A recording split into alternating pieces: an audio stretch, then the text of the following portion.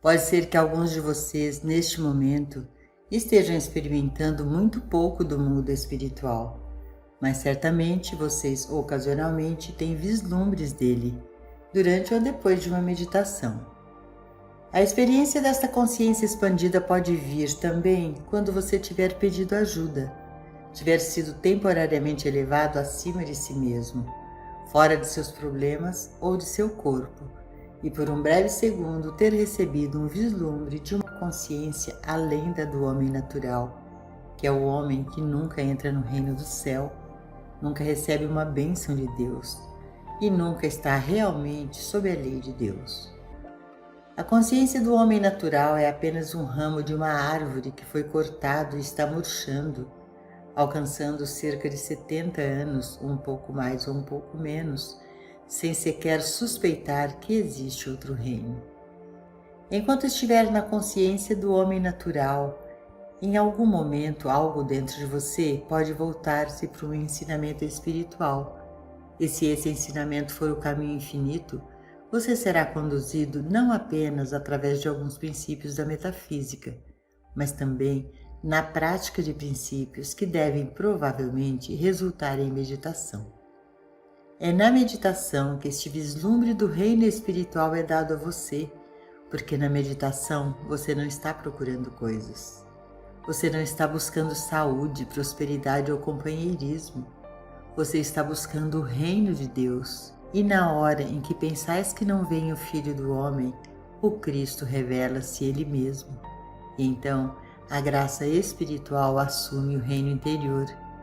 Pode ser um vislumbre momentâneo ou não, que pode deixar você por dias e aparentemente não retornar. Mas se você está realmente determinado a seguir este caminho, você o manterá até que a consciência volte, não uma vez, mas de novo e de novo.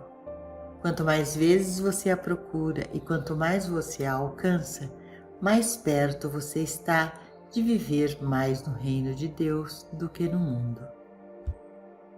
A luz é dada para ser a luz. Às vezes as pessoas pensam que ao entrar na vida espiritual, elas deixarão o mundo do trabalho. Isto raramente é verdade, porque eles tomam sobre seus ombros a instrução dos estudantes, o trabalho de cura e todas as atividades conectadas com o ministério espiritual. Mesmo em uma atividade espiritual, você vai se encontrar em certa medida envolvido no mundo dos negócios, e alguns aspectos podem ser agradáveis e outros não tão agradáveis. Alguns aspectos do trabalho de ensino são muito agradáveis, mas alguns deles não são. Mas você mesmo estará vivendo cada vez mais no reino espiritual e cada vez menos no mundo. Seja agradável ou desagradável, fará alguma diferença para você. Toda pessoa que atinge uma medida de luz tem que encarar uma séria questão. Deus foi tão bom para mim que me deu esta luz espiritual e todas as grandes bênçãos que vieram até mim mesmo no plano humano, mas para o meu benefício somente? Ele tem feito isso só para mim? Ele quer me configurar como seu filho especial para receber favores especiais, para que o resto do mundo possa dizer: oh, como ele é afortunado, ele tem a graça de Deus. É isso? Então surge a resposta: não. Não me foi permitido receber tudo isso por mim mesmo. Isso tudo é apenas para que eu possa ser uma luz para aqueles que ainda estão na escuridão. Isso tudo realmente não foi dado a mim por mim mesmo. E é fato que minha própria experiência tem sido assim.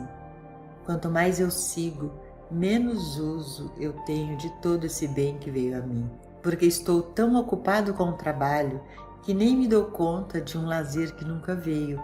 E sei que isso não foi dado a mim para me divertir, mas sim para fazer de mim uma luz que ilumine os que ainda estão nas trevas e aqueles que ainda estão procurando um caminho.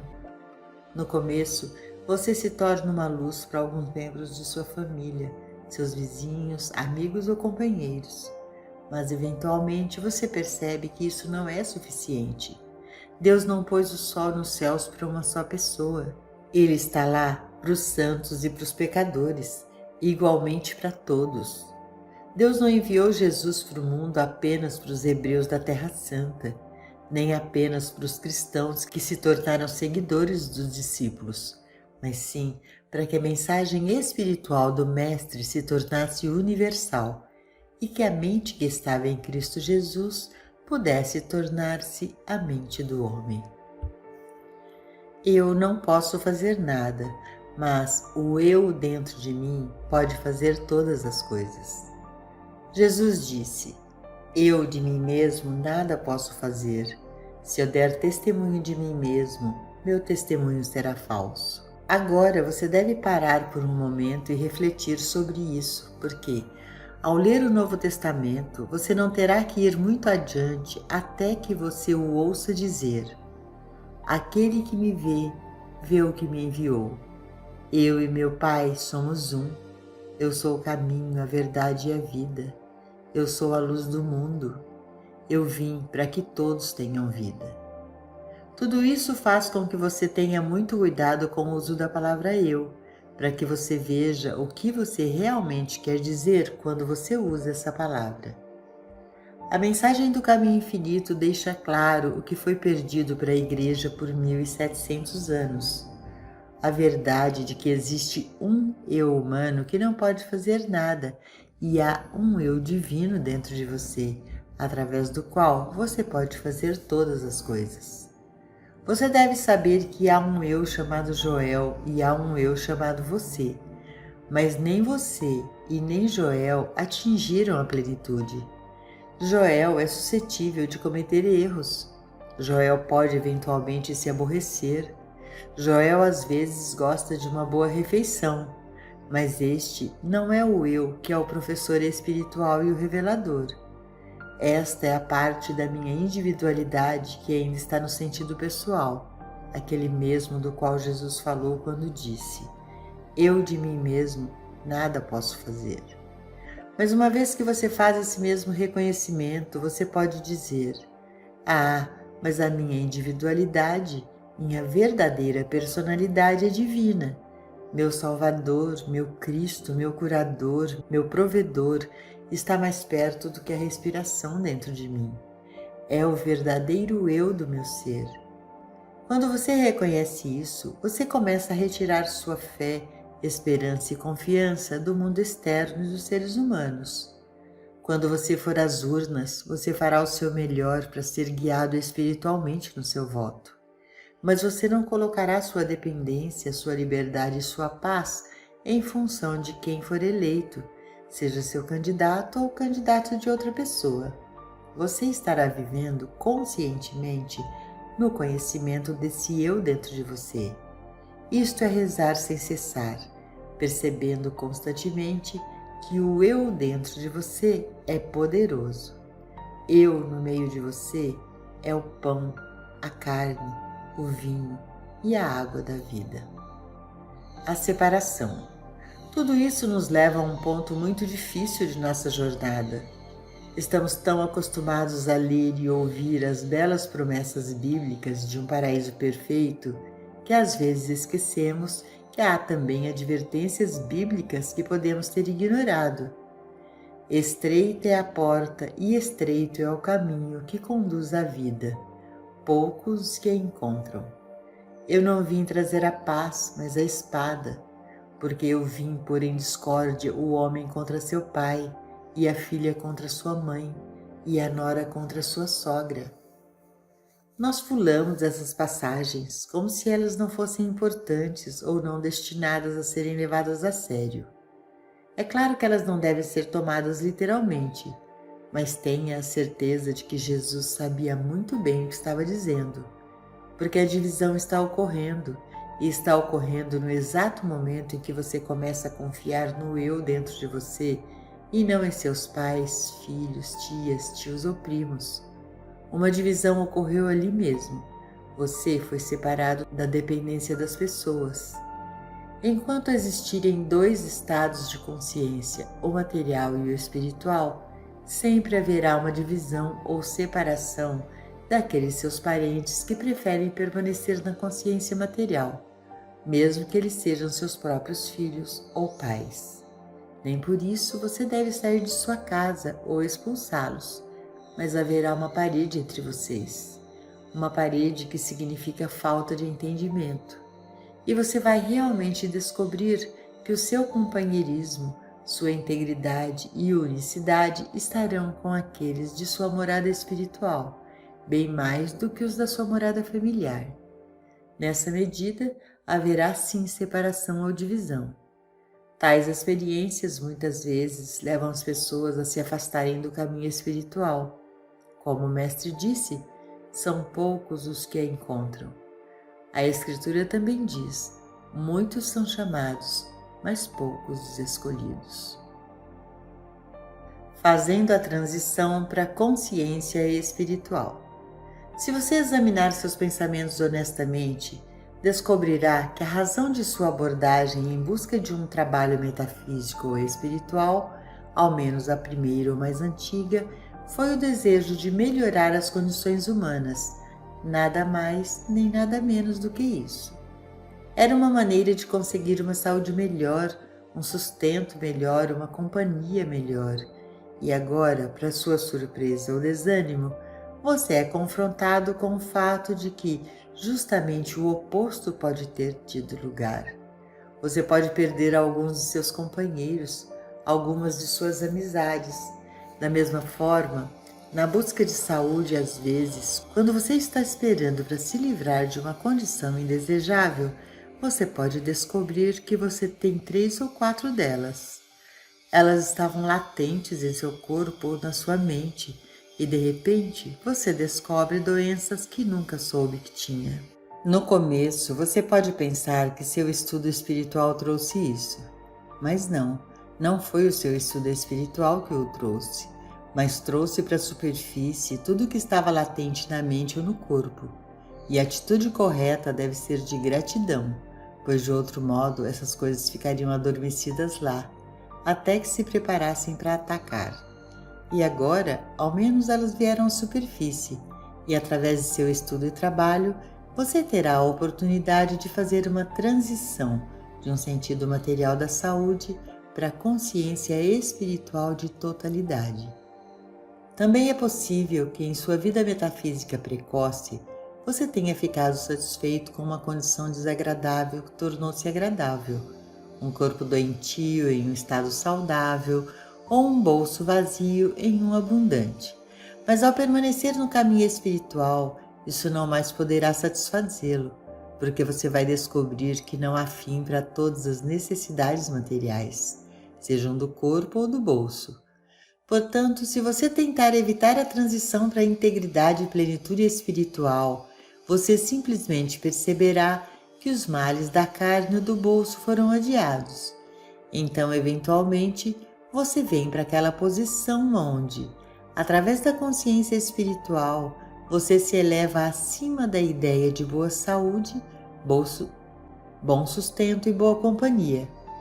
Vivendo nessa consciência, quando você parar de se alegrar na saúde física, riqueza material ou felicidade humana, sempre voltando-se para dentro e lembrando que tudo isso é apenas a manifestação exterior de uma graça interior, você estará fazendo a transição para uma saúde que não é do corpo, mas da alma, e para o ponto em que o sustento não é dinheiro, mas tem sua fonte na alma.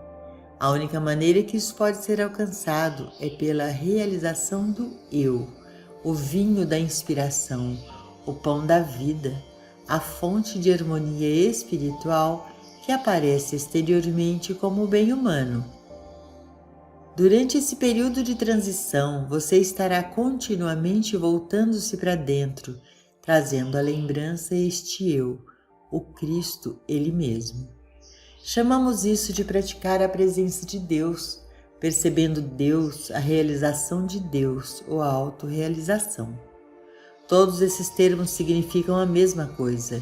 Eles significam que você está percebendo que há mais para você do que você pode ver no espelho, que há algo invisível, que é a parte mais importante da sua vida e do seu ser, porque a parte invisível é a fonte do visível.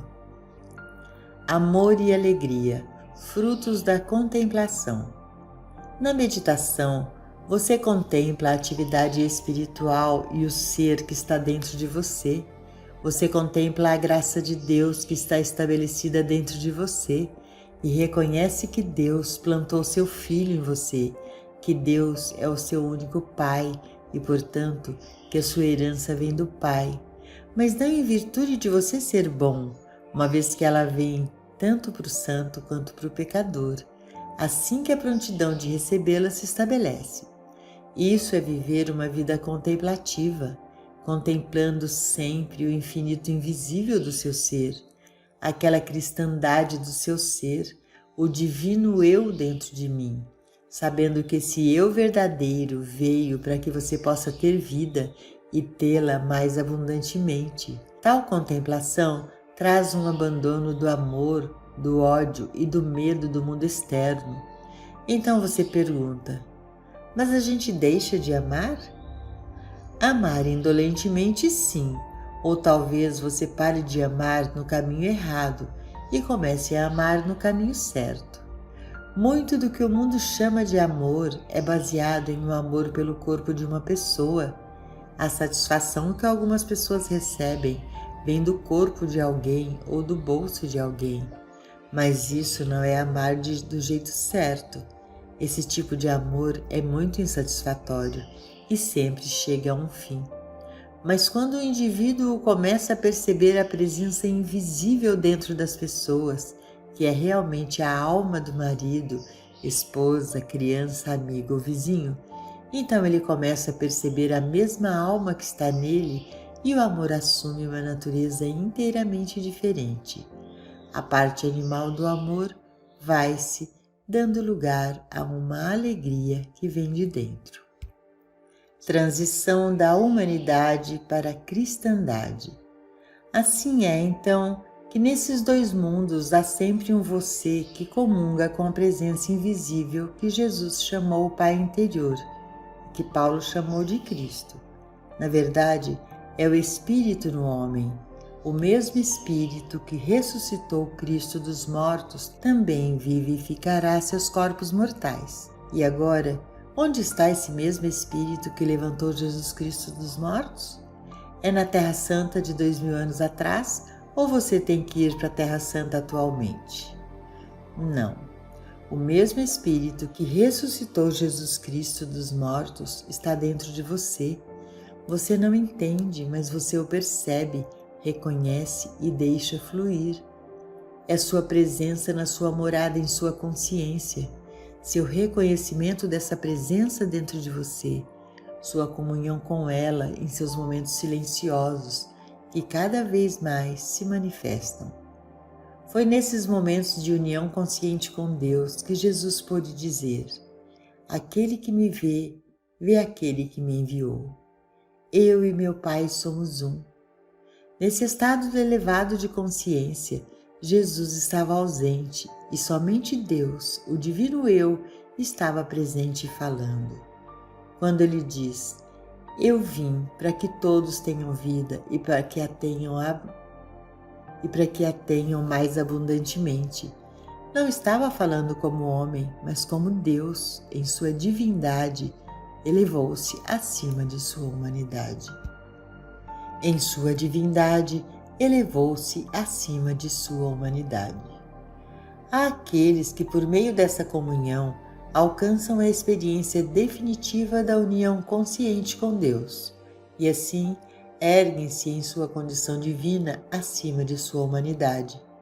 Mas assim como o Mestre, a experiência não é, no entanto, contínua, como se fosse durar a vida inteira. É um estado intermitente que pode acontecer agora e ir-se amanhã.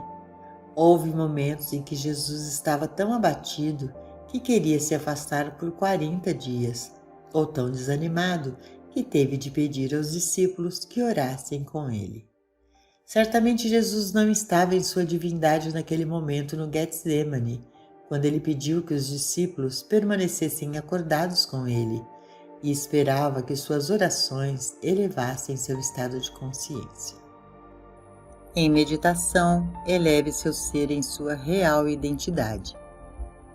Nossas meditações para alguma outra pessoa, e até mesmo o que chamamos de tratamento, não têm o propósito de curar alguma doença ou privação.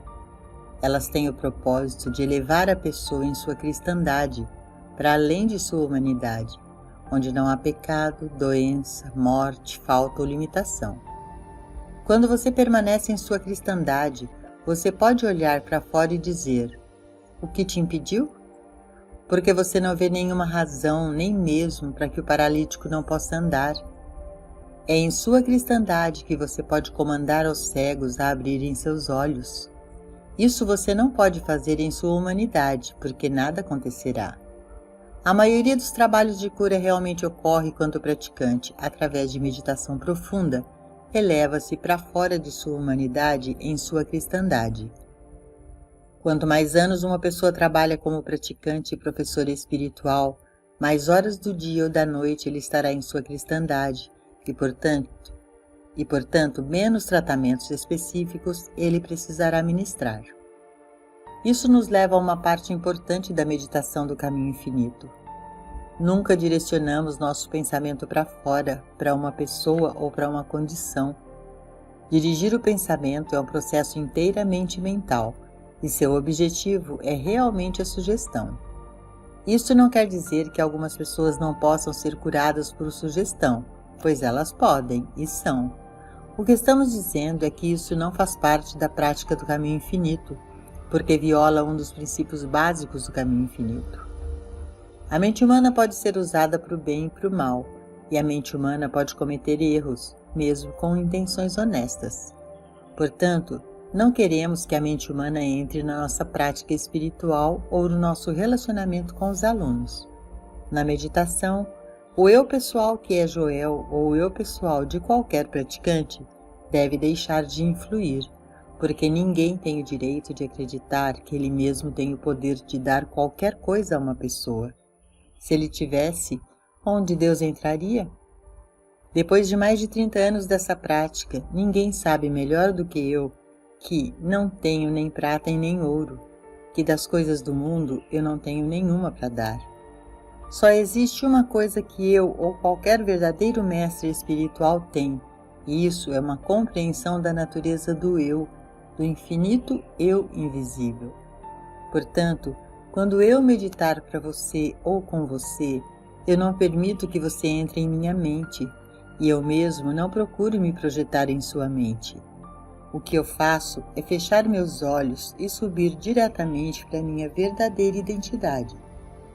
Eu quero comungar e ser um com este eu que eu verdadeiramente sou, e com um ouvido receptivo e minha atenção centrada no infinito invisível, eu me aquieto em silêncio.